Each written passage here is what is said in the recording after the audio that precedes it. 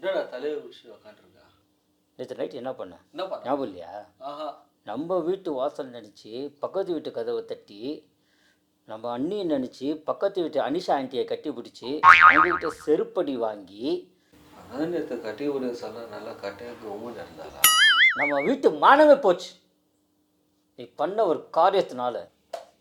அதனால என் மானம் போச்சு, மரியாதையும் போச்சு.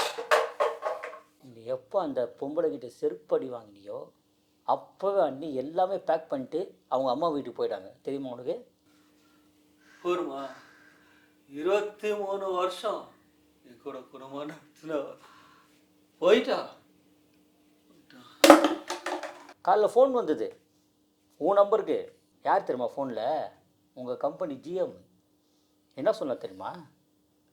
உன் சீட்டை டாராக கிழிச்சிட்டாங்களாம். 27 வருஷம் சர்வீஸ் போச்சு போச்சு. இனிமேல் உன்னை தொடவே மாட்டேன்.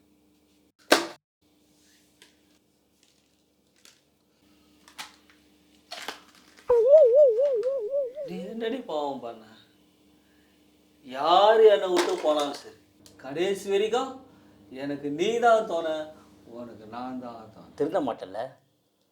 எவ்வளோ சொன்னாலும் திருந்த மாட்டேல்ல? இந்த மாதிரி குடிகாரங்கனால தான் நிறைய பொம்பளைங்க வாழா வெட்டியாக வீட்டில் உட்காந்துட்டு இருக்காங்க. நிறைய பொம்பளைங்க தாலி எடுத்துக்கிட்டு விதவையாக இருக்காங்க. எத்தனையோ குழந்தைங்க, பிஞ்சு குழந்தைங்க ரோட்டில் பிச்சை எடுத்துகிட்டு இருக்காங்கய்யா.